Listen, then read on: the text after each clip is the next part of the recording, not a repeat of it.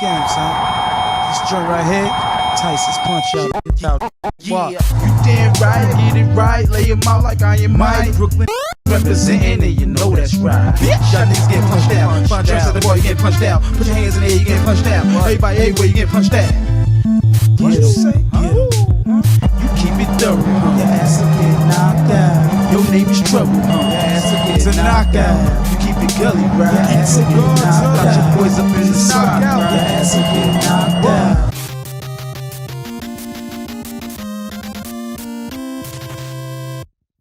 Welcome back, Dungeon Nation, to another episode of The Dungeon with Amillieo. I am your boy Amillieo, of course, in the flesh. And today I have a returning guest here today in the dungeon to give you his expertise on the one and only great franchise, Resident Evil. Walter from the First Floor is back in the dungeon. What up, Walt? What up, Firm? How's everything? What's going on? It's Amillieo on this channel, but it's all good. Come on, man. I've known you for more than 20 years. Come on. 30 years, but you said 30. last time. Jesus. You blew out my age, but it's crazy. Yeah, well. It's crazy. We getting up there. Damn, we old. Yeah, that's crazy. We old and we're talking about video games. Can Absolutely. you believe that? Classic video games. And I'm so happy to have him come here and talk about Resident Evil. This franchise is amazing. It came out of left field from like nowhere. Nobody knew that this shit was going to come and blow up the way that it did. Now, Walter here, like I said, we're not drinking today. Oh, I don't got no water today. I'm sorry about that. I really That's perfectly fine. He'll be all right though. Look, we're not. Last time we had that what you going Fireball. We brought Fireball. Yeah. I don't want that anyway. That's my stomach up. But it's all good though, It man. must have been the cinnamon. So right now, like I said, the retro toy I want to go for today is, well, it's not really a retro toy, but it is kind of retro. It is the Resident Evil 5. Get the fuck out of here. Glass. Oh, this is so cool. In Africa. That's a controversial. The controversial one. Yeah, you got Chris and Sheva there. Yes. I think that's... Yo, she ain't black in this. Yeah, shake it out. You can see the sand and all that, like it's pretty dope. That's pretty neat. Yeah, that was exclusive with the Resident Evil 5. Resident Evil came out in 2000. Oh, you bought the collector's edition. Yes. Damn. Yeah, I do lose sometimes, or whatever like that. See, I don't have room where I live, to be buying the collector's edition of anything. Yeah. Part of me says do it, splurge on it, but realistically, it wouldn't justify, the kind of space it consume in my apartment. All right, cool. What you been up to, man? How you liking the show? Good? I'm liking the show so far. My favorite episode so far, well, besides the one that I was on previously, was the one that you were doing on the PlayStation Vita. Yeah? Yeah, because I got one. It's one of my most treasured, handhelds? Yeah. Games? Yeah, it's really dope. It's a shame that Sony kind of, Yeah, they had no faith in it. Yeah, they had no faith in it. I mean, it's still great. There's a lot of very good indie titles on that, system. Yes, it was good, but they slept on it. Absolutely. They didn't do enough to support it. Yeah. It's unfortunate. Absolutely. You good? You all right? You good? I'm good, man. All right, let's go. All right, so Resident Evil, man. What you know about Resident Evil, man? Man, I first got into Resident Evil when I was living in Japan, when I was serving in the military. Man again. Absolutely. Yeah, military man. I was in the Marines. Yeah. And I was shopping for, titles, because it's Japan. It's the land of video games. Okay. So this one just came out of nowhere, popped in my eye. It wasn't called Resident Evil. It was called Biohazard. Yeah. That's what the franchise is called over there. So I went ahead and bought it. So wait. You bought the Japanese one instead of the American one? So So you never played this one first? I played the first one. But Biohazard. Yeah, it's called. Well, it's the same game. It's just a different title. Yeah. Yeah, it's literally the same game.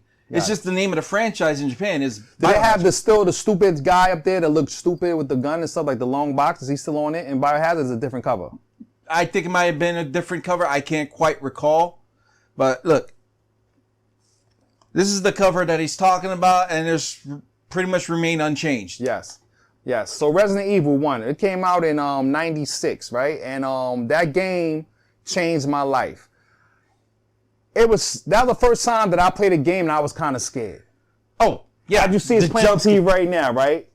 When you first see the zombie that comes, you remember when you first encounter a zombie in that thing? Tell them the whole setup of the stupid game. What happened in the beginning? Okay, well, in the beginning, do you want to go over the story, or how the story plays out? Not the story, the beginning, how the game plays. This is the beginning, the story. Well, let me say, they all running, And they running, they shooting, and something chasing them or something like that. They like not a forest, but whatever. They run into a house or whatever like that. Okay, let me take over real quick. Yeah. Okay, basically the story goes like this. The whole story is based around the Midwestern city of Raccoon City in some state in the U.S. And there's a major league worldwide corporation called Umbrella Corporation. Yeah. And they pretty much own the damn town. Yeah. Of course, nobody wants to say that part. We're not going that far into it. I'm talking about the gameplay, how we first started. I'm gonna get to it. Okay. We gotta introduce the story a bit before. Not for it's my not fans. gonna My take fans a don't full care about minute. that. Yeah, go ahead. Okay. So one of the two characters that you play in the game is from a special task force in the police department known as STARS. Now, their particular STARS unit is known as Bravo Team, and they are tasked with finding out who it is responsible for a bunch of gruesome murders that's happening around in Raccoon City. So basically, they're investigating an area in the mountain region called the Arklay Mountains, and they come across a bunch of mutant dogs, pretty much, because Umbrella Corporation is a bunch of assholes that like to experiment on living things, creating bioweapons to use for whatever reason. So, upon encountering these mutant dogs, they run into a mansion that they believe is abandoned, and it's not abandoned, it's full of more monsters. Now, this is where the whole gameplay thing starts coming into, where you start running around and investigating things, looking for other members of your team. And probably the second cutscene that you see is a zombie chowing down on one of your former team members. See, you're going too far into it. You first y'all run into the house. They got real actors, and they showing them. It look very scary, like, then they get into the house. This, That's and some third. very bad acting, though. Very bad acting. As you see on the screen, on the game footage, the screen right now. Horrible. They get inside the house, then you're in this mansion, then they show you as the character. So you're going there, you're looking for everybody. Everybody's like, they're trying to find out where everybody is, or whatever like that. Who's a villain in the game? What's his name? Wesker? Albert Wesker. Wesker. So anyway, you got to go through the doors. A lot of doors are locked. So in this game, you have to find keys, unlock stuff, solve regular like that, right? This Puzzles. is all new, puzzles and like that. The first time you encounter the zombie, I never forget. You remember what he does in the thing? Yeah, he first off, he's dining on your homeboy. On one of your peoples, yes. Yeah. On the star Then he member. notices you, gets up slowly and starts approaching you. And he just look at you like, holy shit. And then this is the first time I ever played a game, and I said, oh, I'm in danger. But it felt like it was real. You know what I'm saying? So Resident Evil 1 is always going to be the illest game to actually bring me in the game. Made me feel like I was in danger, and I was sitting on my couch playing the game. It was crazy. Yeah, it's full of jump scares, Yes. limited item management. They jump out the window and all this other and it was crazy. You start running around thinking, okay, is it worth wasting this ammunition on this one enemy? I don't know what's around the corner. Yes. And there was literal danger. That's probably lurking the around every first corner. game where you had to really strategize with how much bullets you use. Yes. Headshots and all that stuff. It was really good. Very good game. Of course, by Capcom. Capcom is responsible for this awesome gem. And it was a PlayStation exclusive. It did not come out on no other system. It was PlayStation at this time. The first on the PlayStation. They had a director's cut. They had a whole bunch of other stuff. And on the PlayStation, when it was a 2-disc game. I believe it was a 2-disc game, correct? No, I know it was 1 disc. Are you sure? The first one was a 1 disc. The second one was 2 discs. Nigga Bone, yeah, maybe you're all right with that one. Yeah, the second one's a 2-disc. Yeah, that brings to the second one. So this one right here, Resident Evil, the original one is a long box. When they had the long box ones, I don't have that one. I have the director's cut, but same. But this is the, director's cut with Resident Evil 2 thing in it. Next one. Resident Evil 2. We'll talk about this one. All right, Resident Evil 2 is a sequel, obviously, to the first one. We play different characters. Yeah. Now, this one came with 2 discs, each playing a different character. And the fun thing was, you can start off as one character. Let's say Leon Kennedy. He's the stereotypical male character. Yeah. And then you can continue the story on the second disc with Claire Redfield, sister of one of the characters from the first game. Mm-hmm. And vice versa, you could start off with Claire Redfield and then finish the story with Leon Kennedy. Yeah. This happening in a city full bedlam, full chaos, zombies and mutant creatures running around looking for fresh flesh to dine upon. It was awesome. There was probably a lot less jump scares than in the first one. Because we was ready for it. We knew what we was up against. We knew what we were it's jumping not like into. before. Because in the first one, they would jump out of windows. It was a whole bunch of and actually, was this one or the other one? They had like zombie sharks. Like when the basement That was got the first. flooded. That was Resident Evil 1. That was crazy. And rewind real quick? How did one end again? How did it end? I know how this one ended. Well, it depends on which character you play. I Yeah. mean, it's not really considered canonical. Yeah. Basically, you fought a boss mutant known as the Tyrant. And you want to pause this, check that? Or? Nah, we good. Go ahead, man. Don't Okay. worry. I got editors, man. Don't worry about it. All right, so basically, you end up fighting this thing, killing it off with a damn rocket launcher. And depending on which character you play, you get a different ending cutscene. Yeah. And that's how the first one ended. Yes. You get the hell away. You fly away from the exploding mansion, Yeah. and then you go back, to Raccoon City. That's what's up. So in this one, how did this one go? How did this one end? How did that one end? Yeah. Well, basically, you have to make an escape on a underground subway trolley Yeah. from a even bigger mutant monster. Yes. Who, I mean, if you're playing along, you're following the story how it is this develops. Basically, the end boss monster was a character that you you didn't encounter him when he was alive, but he was running around as an abomination. Yeah. Who every time you fought him, he'd mutate Yes. and escape. The next time you run into him, Is this he's the the one where mutant they was chasing? He was chasing you through the whole game. This the one? No, that's Oh, number 3. That's Nemesis. Yes, That's what I'm getting to Nemesis. them. This is a good one. 2 was a good one. It's a classic one. But we're going to go into Nemesis, which is right there next to you. Nemesis. I remember that because I remember blowing his ass up with that rocket launcher at the end. Yeah. That motherfucker would chase you through the whole game. And it was like, holy you're running and he just coming in. I remember that. Tell My me about favorite that. one. This is pretty much, chronologically speaking, it's happening at the same time as number 2. Number 2. Except from a different perspective. You'll revisit the police precinct from the second one, but in different areas in there, and that's where you fight the Nemesis. The title monster. Yes. And this was pretty much Capcom's attempt at recapturing the horror element that number 2 missed, but was very prevalent in number 1. Because 2 was a good game, but it wasn't scary like 1 in this one. This one, it went back to being scary because it felt like he was chasing you like, holy shit, this motherfucker chasing me. He was so badass. He's actually in the Capcom games and Marvel's Capcom game, like you play with the Nemesis and stuff like that. So this is the Nemesis of that. This character is an awesome character that they made. And it's a very, very, it was very scary. It was a scary game. Because you're walking down the hallway 1 second, and then the next thing you know, this bastard he's chasing your ass. Breaks down a door or jumps in through a window and starts either punching you, whipping you with his tentacle, or shooting you with his rocket launcher. Yes. It is very suspenseful, but on a good note, they added a dodge mechanic. Yes. So you can activate at any point when you're about to get attacked. If this guy punches you, you can dodge that. As you see in the game footage, this motherfucker is badass, tall, big. Yo, it was crazy. Like what the? Yo, it was crazy. This one And came he out had in a leather 99. fetish. This came a year after part 2 came out. This was a good one. This came out in 99. Now this is the one. Well, actually, you know what? Where's the one? I want to show. I know you want to show that one, but I want to show the original. I want to show the Codename Veronica.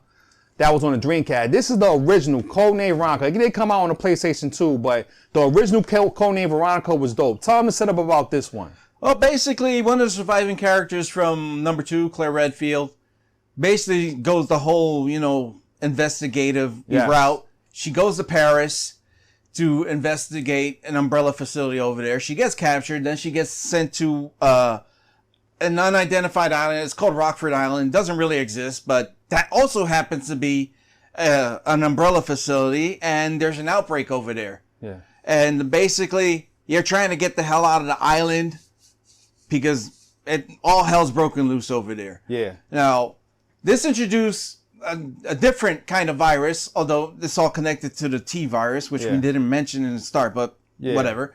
And it also reintroduces one of the Why did main Umbrella villains. make this virus, this T virus? Why did they do that? Biological weapons. That was it. So they No, backfired on them. No. Backfired? Okay. The whole thing about Umbrella was they started out as a pharmaceutical company, selling, youth products, like painkillers, Pfizer. It's stuff like a Pfizer. It's a lot worse than Pfizer. Now, they also went ahead and started developing biological weapons, to sell to U.S., military, Yes. contractors. and basically they couldn't control what they created. Yeah. So basically, in every single Resident Evil game, they done effed up. So this was on the Dreamcast. Dreamcast is one of my favorite systems. Love the Dreamcast. This game was a must-have on the Dreamcast. It came out in 2000, the Millennial. Dreamcast like the Millennial. It was like the f***ing future in my eyes. But it was great. Just like the Vita with Sony, Sega, you know, pulled the plug on the Sega Dreamcast. has a bad history of creating consoles. But this right here was amazing game. I love this game. I remember finishing this game. Codename Veronica was a real dope game. Real good game as well in the franchise. So if you want to pick up this game, you've seen the gameplay, it's a real good game. You know what I'm saying? So now we're going to go, all right, now they had a Resident Evil 0. We're not doing the chronological order because they had a 0 and that came before Resident Evil 1. We're not doing all that. I'm going over the games that I had. You know what I'm saying? So go with, what's next? Resident Evil 4. What about, all right, 4. Let's go with 4. Yeah. Okay, Resident Evil 4. And that's for the GameCube. Yes. Originally, it was a GameCube exclusive at the time. Yes. Along with the Resident Evil 1 remake and, as he mentioned, Resident Evil 0. Yes. Which adds more lore to the background. But this one, different. This game was a game changer. Yes. Because up to this point, the entire game had tank controls. Yes. So basically, if you wanted to, face another direction, your character would slowly spin around to that direction, which you can imagine, if you're running for your life, it's very bad. But this one was a game changer. Yes. It changed the perspective of the camera. Yes. It went to a third-person view. Yes. And I remember, this is on the GameCube, and the GameCube was one of the best controllers before the Xbox 360 came and took over, but that controller was so awesome because it was so spot on, and you had to shoot somebody here, bong, bong, bong. It was like, it was on point. And the game mechanics were a little bit different in this one as well. And also, I got the special edition, the one that comes with the chainsaw, as you see up on the screen, the one that's exclusive. It comes with the game, and it's in a chainsaw. Really dope. They got one for the PS2 and the one for the GameCube. The one on the PS2, I believe, is the orange one. The one on the GameCube is yellow one. Classic exclusive game. And this one, they was in a village, correct? They were somewhere in Spain. Yes. And this had nothing to do with the T-virus from the previous games. This game came out with a new kind of microorganism known as Las Plagas, which in Spanish, it means the plague. Yeah. And pretty much when you're watching the end credits, you see how it is that it affected the growth of the village where they were at. Yes. And it's really dark. Yeah. In this game, pretty much you played a returning character from Resident Evil 2, yes. Officer Leon S. Kennedy. Yes. And he's basically trying to locate the president's daughter. Yeah. Who has a habit of getting in trouble for some strange reason. She has more tits than brains, but that's neither here nor there. Yeah. I just thought to mention it because it's like one long escort mission. And escort missions are never fun. This game was remade. It was on a PS2. They remade this game so many times. This is a good game. This is a must-have. You want to collect this game, real collect game changer. This game. Yes. So they went to Spain. Now tell them where they went with in 2005, the controversial one. Oh, yeah. Resident Evil 5, the controversial one, where they ended up in Africa. Yes, they did. Oh, they my went God. From Spain to Africa. Tell them about this one. Okay. Now, this one happens a couple of years after number 4. And basically, the returning character from Resident Evil 1, Chris Redfield, becomes part of an international organization that's hunting down biological terror attacks. Basically, like an offshoot of Umbrella, what they used to do. And this pretty much they tie in the whole Las Plagas element with the T-virus in it. And it spreads to Africa. And how do you like this game? I actually very much enjoyed this game. Really? Because a lot of people complain about this game. Why was it? Because the first few scenes in the game involves you shooting black people. People wanted something to complain about, and they got it. Yeah. But at some point, you stop running out of black people to shoot. You can't please everybody. They had a game, they bought it in Africa, they bought the franchise in Africa, they thought they was doing a good thing, but they're like, hold on, why are those white people killing black people? It's hilarious. Even though one of the main characters is herself black. Yeah, well, yes. Sheva Elamar? Yeah. No, she's black. She's kind of mixed. She's still, borderline. I mean, if you want to talk about, his genealogical history, I'm saying she's probably, French Moroccan or something, going by the name. Well, But this was a good game. You know, like I said, I enjoyed it. I played it. But this one, he's missing a point. You could play this co-op on this one. Yes. This is a co-op. That is the game changer in this game. Co-op. It came out in 2009. One of my favorite games to play. The zombies is really crazy in this one. They run at you. They don't just like slide. They run on some Dawn of the Dead. Yeah, they don't just run like the ones that was the one like they bolt towards you. Yes, even the 1 and 4, they kind of walked a little bit fast. The villagers from there, because they're a little bit faster. And then their heads blew up, and then you got the zombies. monster. The genre, the whole zombie genre was they were slow as. They'll get you like this, like Yeah, but like you mentioned, from Dawn of the Dead, that was a game changer movie. I'm not even going to talk into that. They was running at you like holy. You know what I'm saying? That was Marathon one of the best running. movies. That's one of my favorite movies. movies. They run at you. That's one of my favorite movies as well. But Resident Evil 5, good game, good franchise, whatever. Now, I got some other things that, I mean, we could mention, I guess. I mean, you know, whatever. Oh, this is where we start talking about the offshoots to the franchise. Yeah, Resident some Evil we have and some we don't have here. Outbreak. Oh, this one I actually loved because it pretty much showed you. So you pretty much play as civilians that happens during the outbreak in Raccoon City. You can play as what timeline is that with? Around 2 and 3 or what? Between 2 and 3. Are you sure? Pretty much it happens during the outbreak. No, correction. Nigga bomb. It happens a little bit. Probably a couple of hours, probably a couple of days before the outbreak, full-blown outbreak in number 2. Got it. And you play as different characters. You play a waitress. You play a security guard. Yes. You play a cop. Yes. Big whoop. You play a token booth operator. Yes. I mean, they each had their own little abilities. It was pretty fun. Is it safe to say that Resident Evil is the reason why we have all this Call of Duties with the zombies and the Left 4 Dead 1 and 2? Because there wasn't really no good zombie games except for Zombie Ate My Neighbors on the place that on a Super I Nintendo. love that game. But it was really no zombie games that really made people really want to be in that whole Resident genre. Evil opened up the floodgates for zombies. It Yes. had a whole zombie apocalypse and all that. So yes, we want to thank Resident Evil for that. Now I got one more game I want to talk about. You may want to talk about one more after this. I don't know, but I don't have that. A couple of ones, but we'll get into that. Resident Evil Dead Aim. Who the are these two people on this game? Please tell me. I believe that's the actor from Kick-Ass before he got famous. I'm joking, of course. Funny. He would have been like 10 years old at the time. Who the is that? This is not none of the characters I know. Okay, this is one of the Resident Evil offshoots that nobody really wants to talk about. They refuse to deny. They refuse to allow its existence to be mentioned. Yeah. But this happened on a boat. Now, what they wanted to do was retcon a couple of the elements in the already established canon. Yeah. Pretty much. You had They try to milk it. They try to use the name and milked it. and milk it. And it was like, nobody want these people who give back the originals or people that make sense out of here. That's what we did. So this is very hard to get. It's not, you could get it, but it's not that many copies. This is not as successful as the other ones to get out in the wild.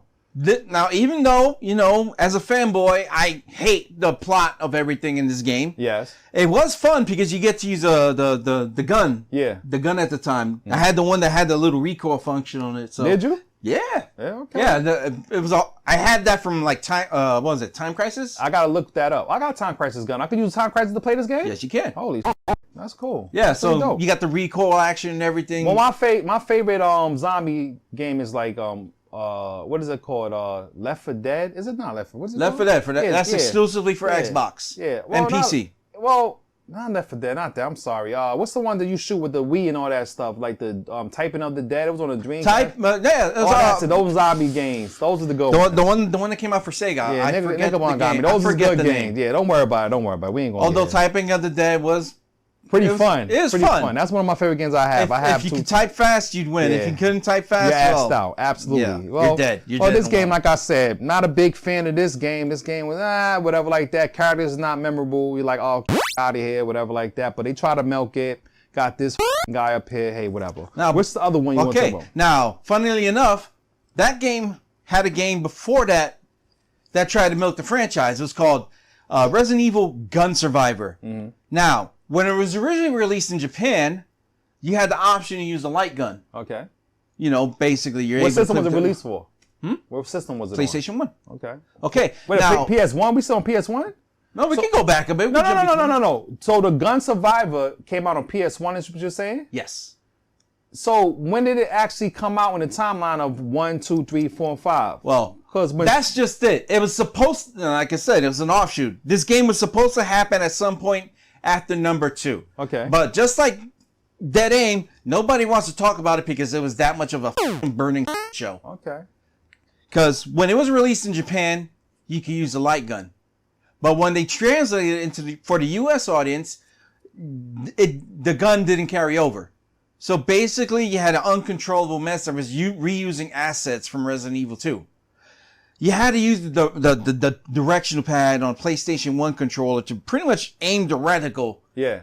And the damn reticle was spinning by so fast that you couldn't get a deadlock on an enemy and shoot them. Yeah. Which became a real hassle to play. It's one of my least favorite games with the Resident Evil title on it. And for good reason. It sucked. Okay, all right. Well, yeah, man. Well, Resident Evil franchise, amazing, dope franchise. I love the whole experience of Resident Evil to make you feel like you are in danger. You're in a house and it's crazy. A lot of other franchise came out with their own, like, bit off of Resident Evil, and they started on like Alone in the Dark and all that, and all like the survival horror, the survival horror genre. Yes, that one it paved the way for a lot of these other games, man. So yeah, so that's our Resident Evil. That's our review for Left 4 today. Dead Rising. Yeah, we got a bunch of other ones that came out. Silent Hill. Yeah, absolutely. That was a good one too, man. But like always, I want y'all, if y'all have not yet, please go to Read Only Magazine. You know, this is a dope book. It got the 3D glasses where the pages come to life at you. Shout out to Nick Abon, shout out to Diddy Von Cube and everybody else that contribute to this magazine. It's a good read. As you see on the screen, Read Only Magazine. Pick up that book if you can. And I want to thank Walter from the first floor for coming back to the dungeon, with your expertise. I appreciate it, brother. Thank you for the invite. Yes, man, all the time. Next time, hopefully we can drink some more Red Bull. Not Red Bull, Fireball. Fireball. Nah, if it messes up your stomach, you can always try something else. For the show, for the fans, I'll do it, man. But like always, I need y'all to subscribe. I need y'all to like, share, put the word out, that we doing this thing with this dungeon stuff, with a lot of retro stuff to bring back your childhood memories with games and retro toys and everything like that, man. So from the Dungeon Nation, I want to say to everybody, be safe out there. Until the next time, we're going to go out with that Cold-Blooded Killer by my man, Miss Magic, man. Peace. Peace. Killer.